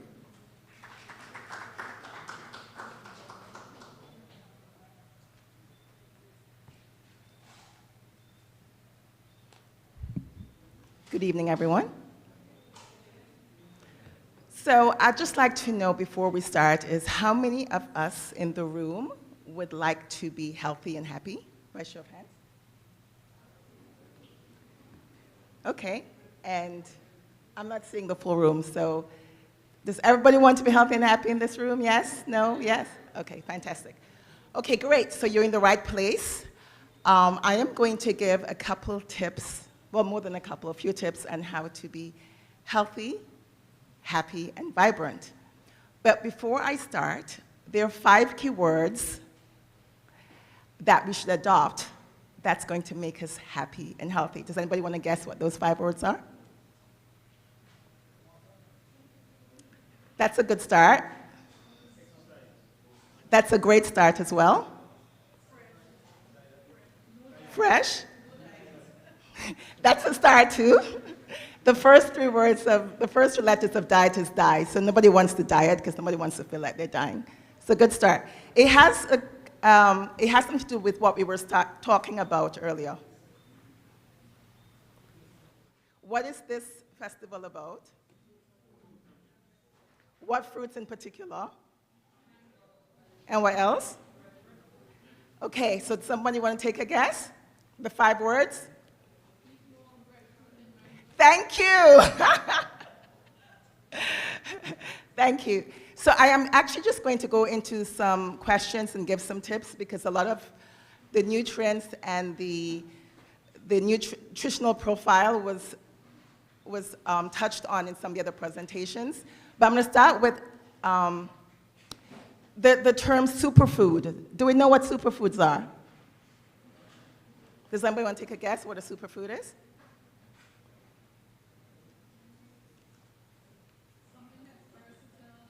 Mm-hmm.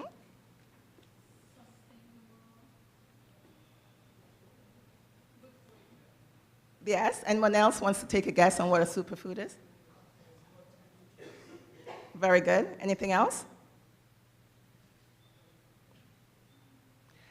So scientifically, there's no scientific definition of superfoods, but actually superfoods came about with marketing. And so the marketers wanted to describe foods that were multiple dimensional and also created healing in your body from diseases and could be multifunctional. And so a lot of the nutritionists and doctors adopted it because there were some foods that actually did that. And so today, the mango and the breadfruit actually do that because A, they're disease fighting. So a superfood actually fights disease, and also it actually could be very versatile and be very, very beneficial for your body in a number of ways. And so one of the things that came up earlier was, how can we get the mango and the breadfruit to A, be more prominent in terms of used more and also in terms of being an export product? But actually, in one of the ways we can market it is by saying we have superfoods on the island, which are the mango and the breadfruit, because indeed, A, they are disease-fighting, they're cancer-fighting. Breadfruit's actually very full in terms of complex carbohydrates, which actually doesn't mess with your glycemic index. It also is very high in vitamins. It also has in omega-3s and omega-6s, which are very beneficial for our body. Also, it has a lot of iron, magnesium, and potassium, which actually helps in terms of giving your body those extra minerals and nutrients that it needs. Is that? So one of the things that I wanted to answer, Stasia had mentioned about diabetes and her blood sugar level going off with mangoes. Now, mangoes are actually very cancer-fighting, breadfruit as well. But for those of us who love mangoes, a lot of us concentrate on the fruit itself. But actually, if you use the leaves actually help in terms of balancing your blood sugar levels. So, for instance, if you get really excited and you want to have 5 or 6 or 7 mangoes, just make some mango leaf tea. And what that does, it actually counteracts or balances out that, yeah. So you could combine it together because the great thing about nature is that it has everything that we need in it to help heal us and help to create that balance in our system. So if you felt like you were, you overdid it with the mangoes, then use that same fruit to balance it out. Does that make sense? Stasia, when you mentioned the diabetes and your blood sugar level going, did you have anything else to eat beside the breadfruit, or can you just give me some more background on that? Well, I just did it for 3 days. I just did some breadfruit salad. I did it. Sorry, I did it for 3 days. Right.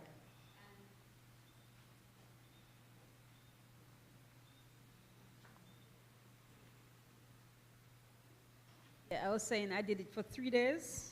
I did some breadfruit salad the Sunday, and I eat it the Monday, eat it the Tuesday, eat some early the Wednesday. But then I went up to the doctor's clinic in St. Peter's. But I knew I wasn't eating any mangoes or any other thing. Right. Did you have anything else besides that? Did you have I rice and I potatoes? I don't use rice. Okay. Even if I go to the restaurant and rice is served, and I said, don't put any rice in the plate. Okay.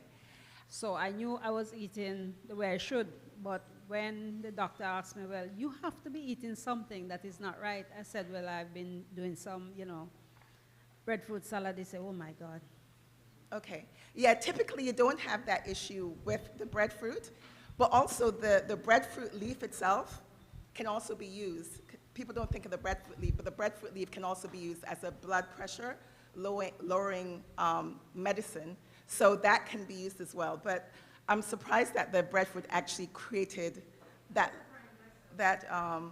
and then everybody's body is different, and so, and then it depends on what stage of the breadfruit it was. If it was a really overripe breadfruit with the sugar content in it, it might be higher, could have affected that level in your body as well. So one of the things I wanted to talk about was in terms of preparation, and Narissa was talking about ways that someone could get started.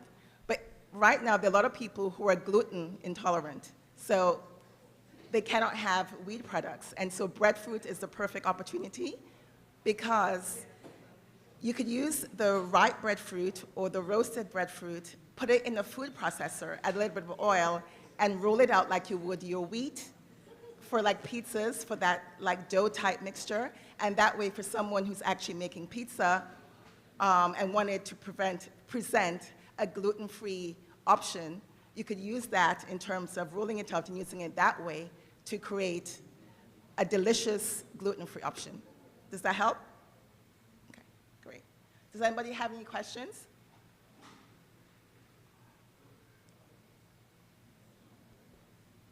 Hello? I can hear you. Go ahead. So, so with the leaf, how do you prepare it? For the mango leaves, Yeah. you can actually steep it. So you could pick the young ones and then put, depending on the size of your glass, so maybe if you're doing like a 12-ounce cup, like 2 leaves would be fine. So you'd put 2 leaves in, pour some hot water in. You could add some lime to bring out the flavors, and then just let it seep, and then use that. Can you dry it and grind it? You can. You could put it out in the sun, or you could put it in your oven on the pilot, so it acts as a dehydrator if you don't have one. And then if you have a coffee grinder or a regular blender, you could put it in there, blend it, and then the same how that you use moringa leaves, like the dried form, it could be a similar way you could use that as well. The reason why I recommend using the green young leaves is because the chlorophyll content in that is higher, so then you're getting the chlorophyll from the leaves, which actually adds additional nutrients to the tea versus the dried ones where the chlorophyll isn't as present. How about the nutrient content of the flowers? The flowers of the breadfruit? And mango, both of them. You could also use the young leaves as well in terms of like salads, or you could actually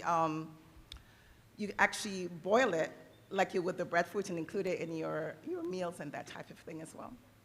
So is there a difference in the nutritional content from the flowers to the leaves themselves? So it's the same as sprouting. So if you're using sprouted fruits and vegetables, the sprouts, the nutrient content and makeup of those are going to be very different to the actual full-grown fruit itself. So when you pick a young mango shoot or a young breadfruit shoot, the nutrient profile of those are very different. So the vitamin content is a lot higher at that stage versus at the more mature stage. For the younger ones. Yes. Any questions? That's all the questions I have. Okay. Any questions? I know it's getting late and we're running a little bit late, so I'm trying to be as succinct as possible. It looks like we're being attacked. Does anyone have any questions or, yes?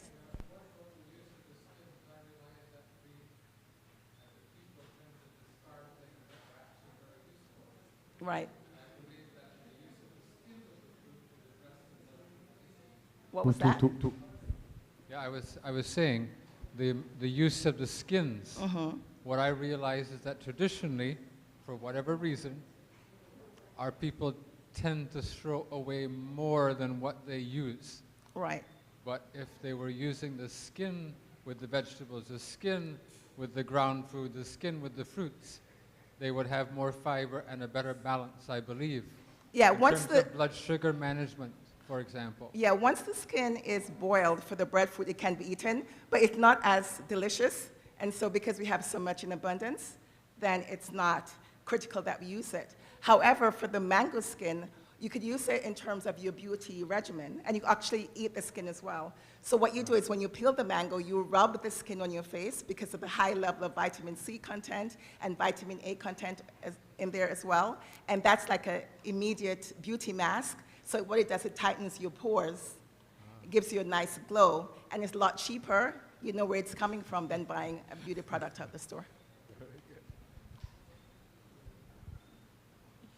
I like when you talk about the mango skin and the beauty that it brings out in the skin. Just to add to what you're saying is that eating a lot of fruits helps your skin to glow as well, yeah. And pretty. if you have scars on your face, like acne scars, or even on your legs, you could just rub it on your skin. Give yourself like a nice 5-minute self-care before you go into the shower. You're making your smoothie, you peel it off, you put the skin on your face, and then that's a great way to have a nice glow without having to buy expensive foundation to go to your event without an expense. Any other questions? I could go into some more deep nutritional stuff, but I know it's getting late and I want it to be as helpful and interactive as possible.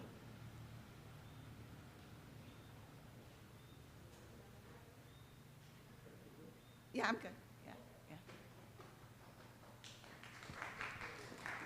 Oh, Thank you, Ms. Galloway. You gave us some more valuable information again. And we have thousands more participants than we expected.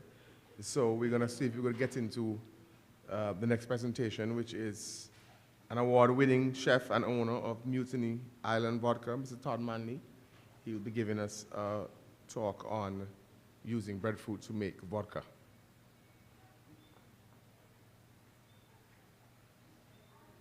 I am very honored to be here and be able to speak before everyone in Montserrat and elsewhere. I'm so excited that there's an interest in breadfruit and obviously the mango too. I'm a chef, I'm not a liquor salesman, never made liquor before in my life until this, but excited to share my journey with you. So, how many people here are super experienced with breadfruit, love breadfruit?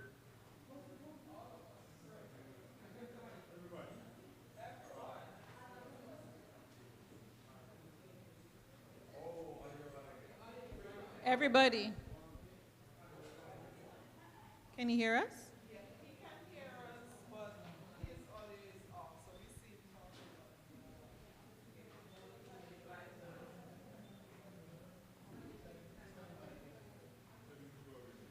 Stand by, Todd.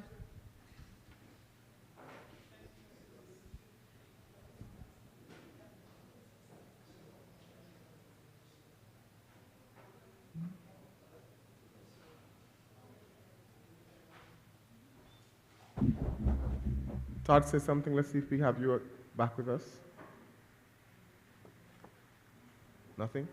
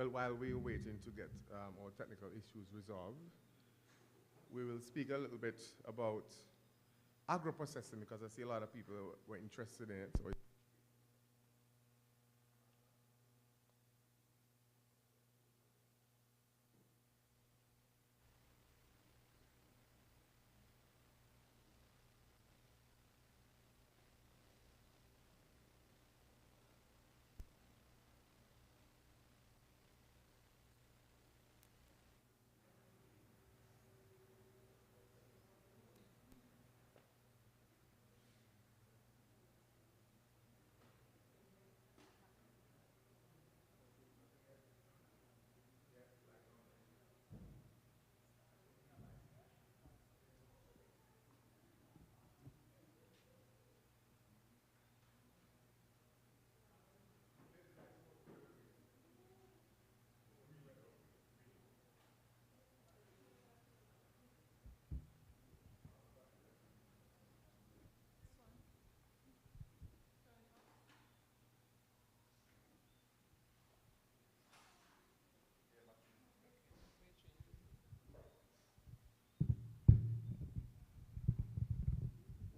all right, so I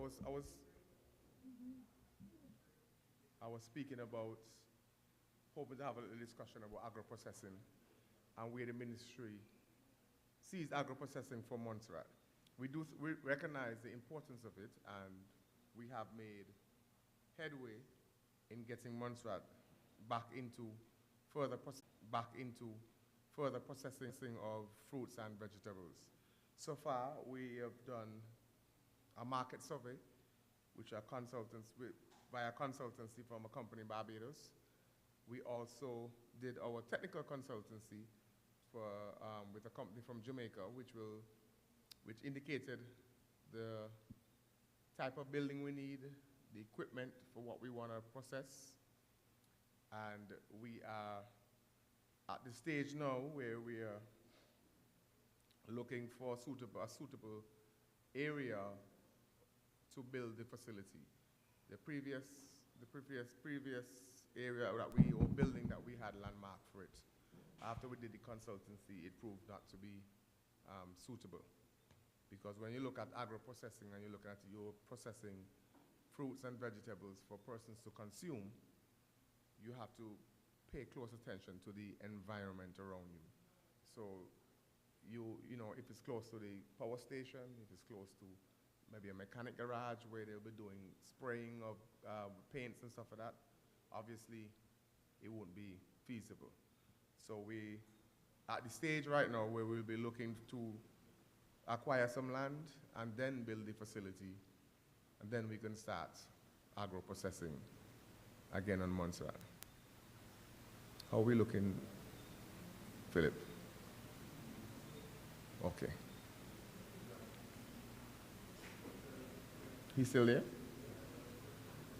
Yes. Fantastic. Yes. So we have Mr. Manley back? Yeah? All right.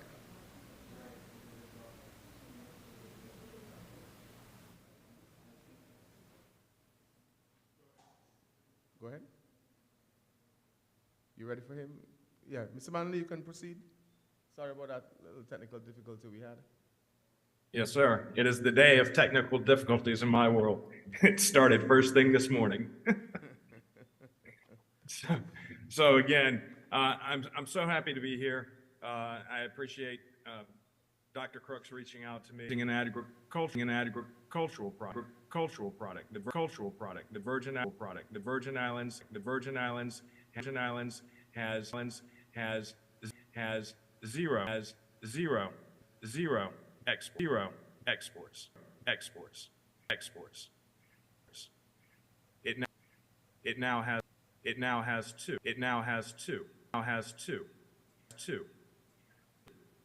But this idea came from what if through agriculture we could have an export out of the Virgin Islands and actually create food security and be semi-independent of other countries. What if we could create jobs in the economy based around a certain agricultural product, and not just vodka, but anything. What if we could actually benefit the environment that we live in by choosing the proper agricultural products to try to reproduce? So the idea came from breadfruit, which I love to cook with. I love to cook it, I love to bake it, boil it all the ways you normally make it, but we also make pasta out of it. We make pizza dough, we make cheesecake, so many different things. And I know Antoinette is going to share some great breadfruit dishes with you sometime this week. So the idea came, what if we could accomplish all these great things, creating food security, ending starvation, create jobs, create exports, and at the same time mitigate global warming through an agricultural product, and then specifically through alcohol. So most alcohols are made from corn and wheat, which notoriously are farmed and poor farming methods for the environment, that is. Lots of pesticides, lots of chemicals, and also just stripping of the land. Agroforestry, much different. You have long-living trees, and their whole life that these trees are living, you know, they're producing food and they're sequestering carbon dioxide out of the atmosphere. So the choice was for breadfruit.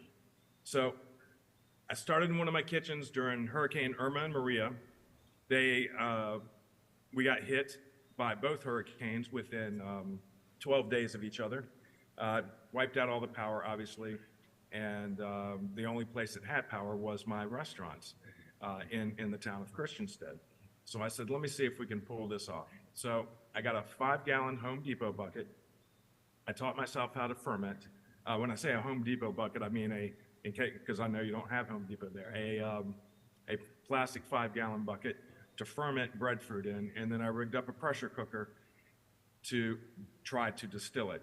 I do not recommend doing this because in hindsight, it's kind of dangerous. So it worked, and it created quite the stir on the island, and then investors started wanting to come in because of this new product. It is the first and the only island vodka in the world.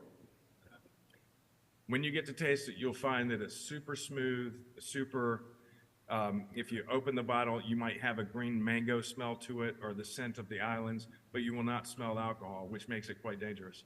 But the goal was to incentivize farmers to plant breadfruit trees. So everyone asked, Todd, why aren't you the one farming? Well, I'm not a farmer, I'm a chef, and the farmers are the ones that can really do the good and benefit from it. And we want to see the entire community come behind it and build it up. I did not get to see Mary with Trees That Feed Foundation present to you, but I would bet $1 million that she shared with you all of the different products that they are able to produce out of breadfruit. The young lady that was speaking just before was talking about cosmetics and skincare, medicinal properties of mango and breadfruit. And so to give you an idea of what the breadfruit is, and my goal is to get people excited about breadfruit because it is a way to build island communities and also build us together and create security and sustainability and economy from doing so. So a breadfruit tree, one tree, will feed a family of 4 for their entire life if they have nothing else to eat as a superfood. That's how abundant it produces, and I know that you all know this because you live it. The breadfruit tree originated in Tahiti, and for thousands of years, the Polynesians did the same thing with the breadfruit tree.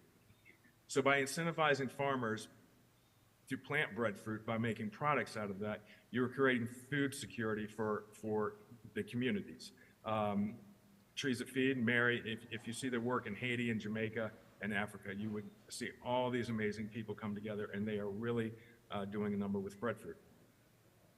So some of the things that you can make, and it's not just island vodka, there's multiple things. So the leaves, what if you could find an alternative for squalene, which is a fatty acid found in cosmetics that oftentimes sharks are killed for to get.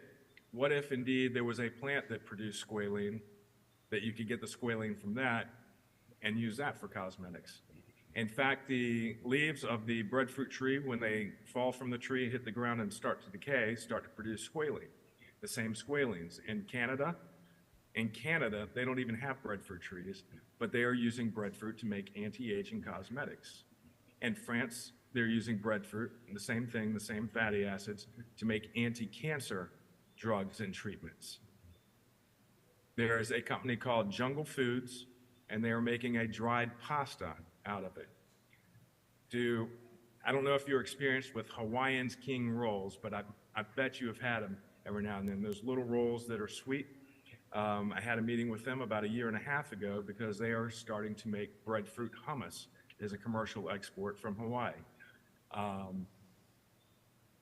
Breadfruit trees produce latex. That latex trades at $1,000 a gallon as a commodity, and you can tap it like a maple tree. So there's another use for it.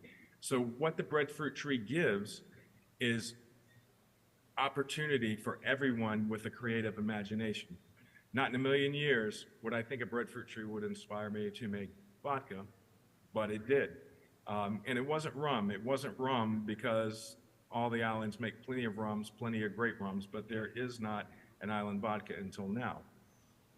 What has happened since making that island vodka has been a whirlwind for me. I got to meet President Clinton, the former president of the United States, because of the sustainability of it.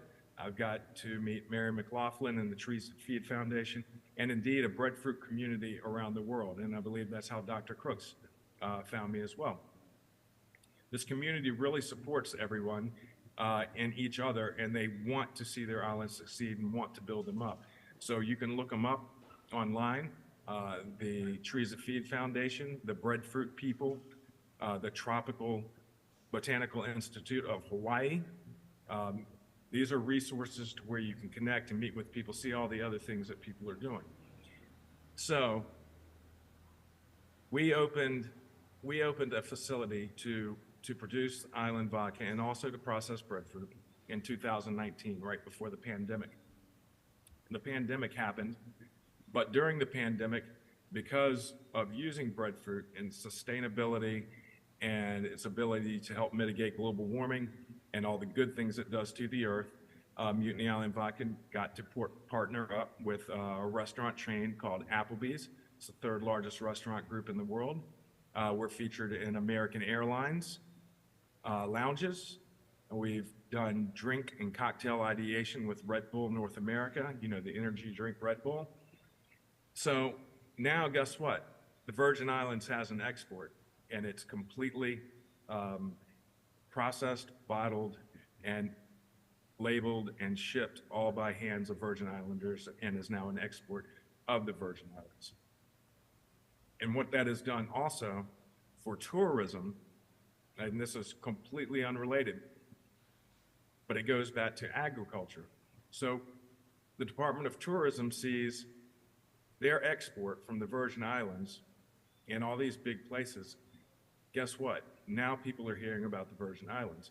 So that little breadfruit tree, that little idea, and all its magical powers has not only created an island vodka, it has not only created an export, it has not only created opportunity for farmers, it has also been an ambassador for the U.S. Virgin Islands. And I think that in Montserrat, similar things could happen. It's not difficult. Breadfruit trees are easy to grow, and the things you can do with it are seemingly endless. I'm going to tell you a story. This may be off color, but this is where inspiration comes from. So you'll see that we have Mutiny Island Vodka. In this bottle, there's Caribbean rainwater and breadfruit. We also have one that is hibiscus and passion fruit, all natural, farm to bottle. Here's another one that's an infusion, ginger and lime. What's going on with the screen? Technical difficulty. Yeah, ginger and lime. And the ideas for these infusions actually came from a trip to another island, the island of Dominica. I got lucky because that's where my wife is from too. So I not only got some ideas on infusions, but I got a great wife.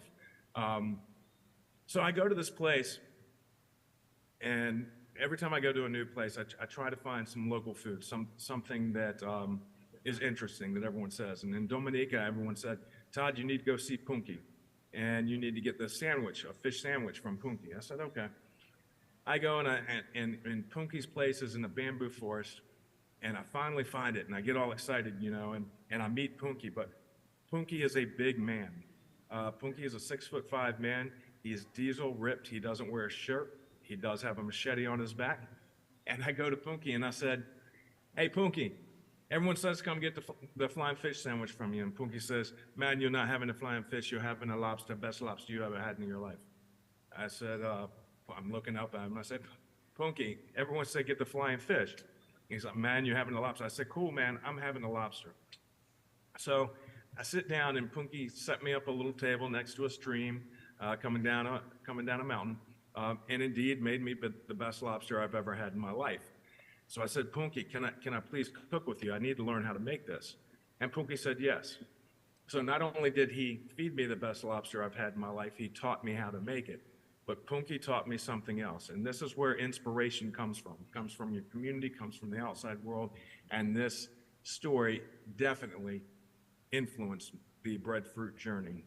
So after cooking with Punky that day, Punky poured us a shot, and Punky lit the shot on fire. And he says, cheers, nice to meet you, and we take the shot. At that point, I feel something coming over me, but it's not like alcohol, it's like a drug. And I don't do drugs, so I don't know what they feel like. And I start panicking a little bit because I think I'm gonna get robbed or something like that I've been roofied. I said, Punky, what'd you put in my drink? Man, I don't put nothing in your drink. I said, Punky, what'd you put in my drink? He's like, man, I don't put nothing in your drink. That's ganja rum. I said, what? He says, it's ganja rum. I said, show me the bottle. He pulls out the bottle. It's neon green. It's a clear bottle, but it's neon green because it's packed full of marijuana. And he said, everything in the ganja is now in the rum. So I slept for 14 hours, woke up feeling great the next day, but Punky taught me something else other than just how to make that lobster. Because Punky was the idea about these farm-to-bottle infusions. So we make the island vodka out of breadfruit, and this is the Breadfruit Mango Festival. So if alcohol is a great solvent to pull out flavors and actually chemicals out of plants, which is what they use to also, create like the turmeric pills and the ginger pills and these things too, then why can't it work on agricultural products, all agricultural products? So we started infusing the local produce into our island vodka, which also preserves it. So now, if you have an abundance of mangoes, you don't let them hit the ground and rot or anything like that. We'll take them all because we will make an infusion out of them. Mango season just happened for us, and we made an amazing mango and breadfruit infused island vodka that people just go absolutely crazy over. So breadfruit also encourages other agriculture. Dr. Craig Elovich at the University of Hawaii is somewhat regarded as the world's leading authority on agroforestry, and particularly breadfruit agroforestry. And what I've learned from him is that they use the breadfruit trees to actually protect other plants. So if they wanted to grow cocoa or bananas, they would plant them underneath the canopy of the breadfruit trees, and the breadfruit trees protect them from other pests and then also feed off each other. So you can have a breadfruit forest. I believe 40 breadfruit trees will fit on 1 acre of land, ideally, but in between those trees you can plant other plants. That way you're always producing, it's good for the environment, and they take care of each other. This yields exports and opportunities for all islanders, the people from Montserrat, and truly all over the world. When we started with breadfruit in the U.S. Virgin Islands, no one was interested. No one was interested in hearing it at all.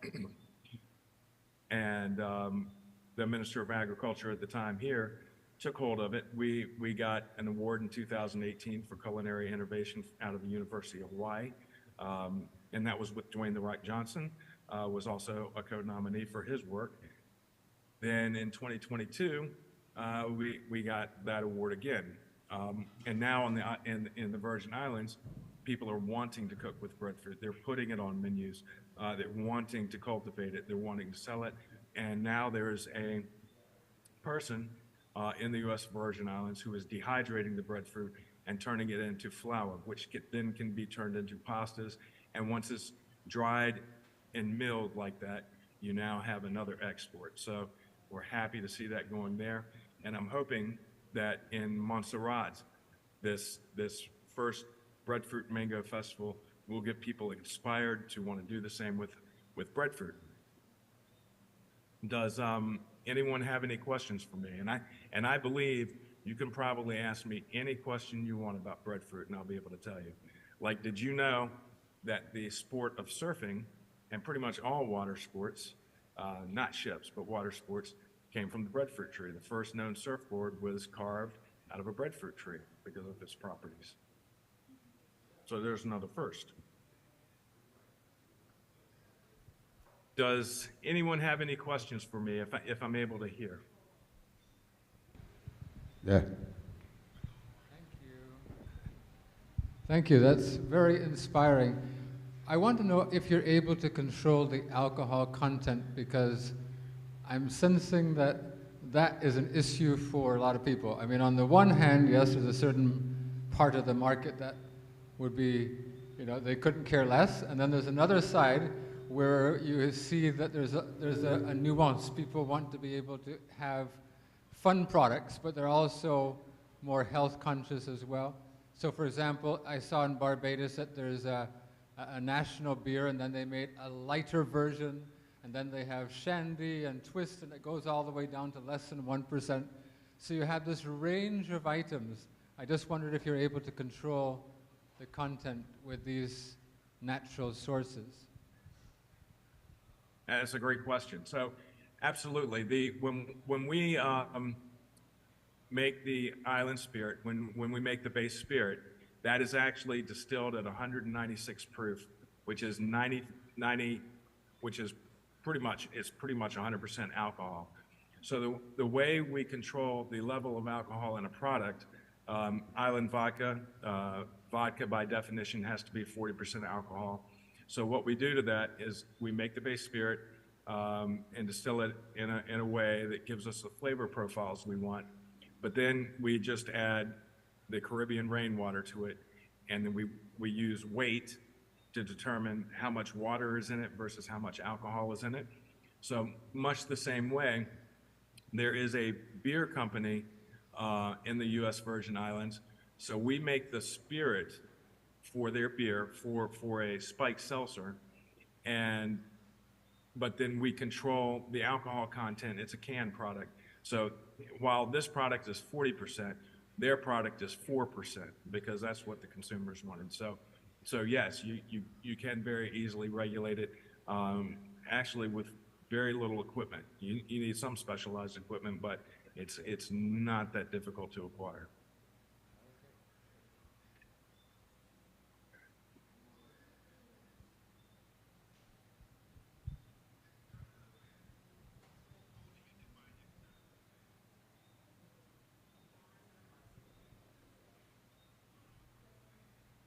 Does anyone else have any questions?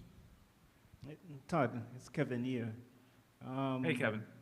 Let me ask you something. Is any potential, say for example, we wanted to do some kind of, produce an alcohol out of breadfruit here in Montserrat. Is there any way that some type of partnership could be formed in terms of? Wow. That's a great question. Right as we speak right now, we are working with the government of Puerto Rico, and this is basically what has happened. So through using breadfruit in the breadfruit community, the goal is to build up other communities as well. For example, when we outgrow the facility in volume in the Virgin Islands, we wouldn't just make that facility bigger, we would look for another island partner to partner with, so that the same opportunities could be created for that island, and that's kind of part of our business model.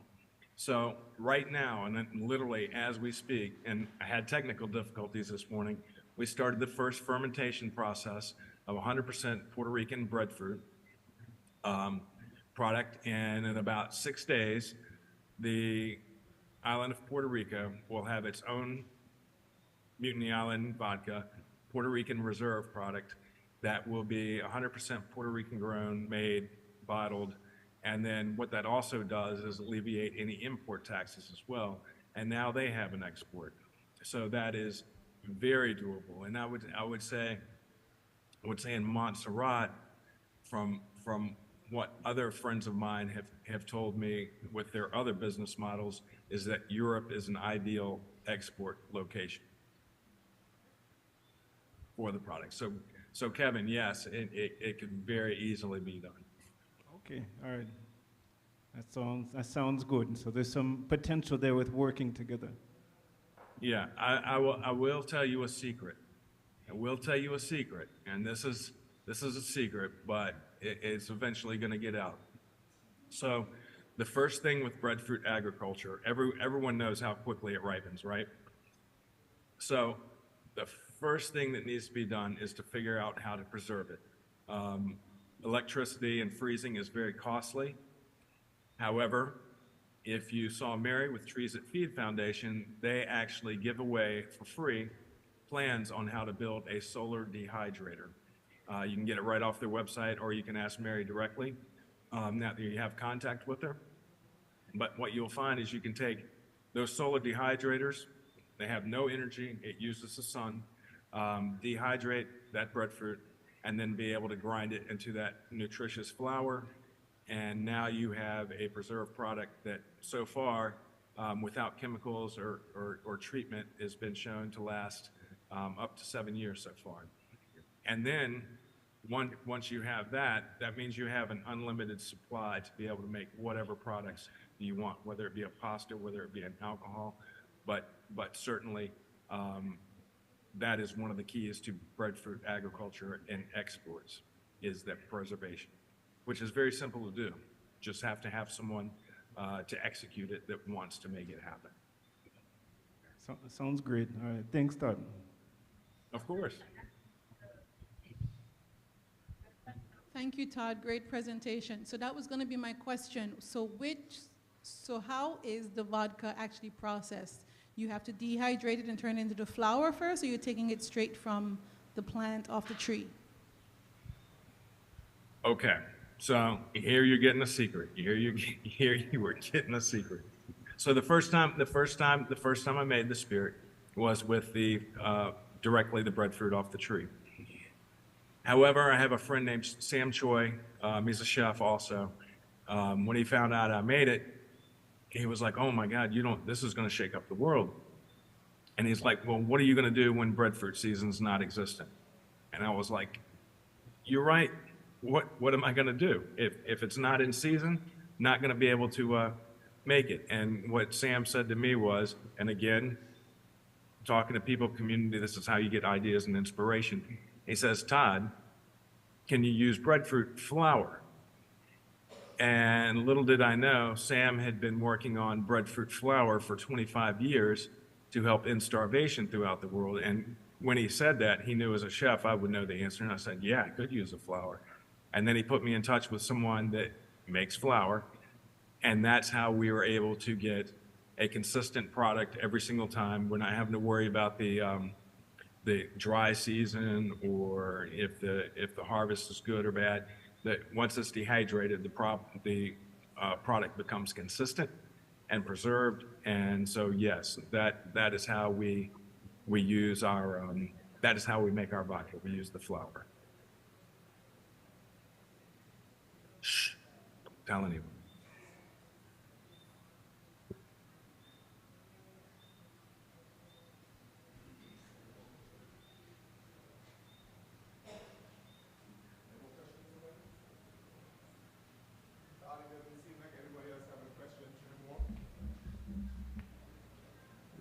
That seems like that's it for the questions. I want to really thank you for your presentation. It was enlightening, entertaining, educational, everything packed in one, just like a good vodka. Well, hopefully you're going to get to taste some of this vodka there, and because I know it's on island, and then Kevin, feel free to share it with whoever you need to share it with. Right. Thank you again, man. Appreciate you. Thank you. Thank you. I look forward to meeting you all in person. We look forward to meeting you as well. All right, thank you. You have a great night.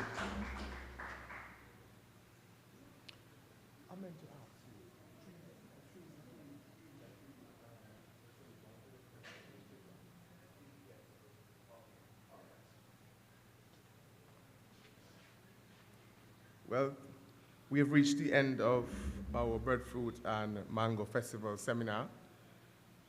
And this is not the end of the festival. There is tomorrow where we have the quiz with the summer school camp. It will be starting tomorrow at 5 o'clock in the afternoon, right down here.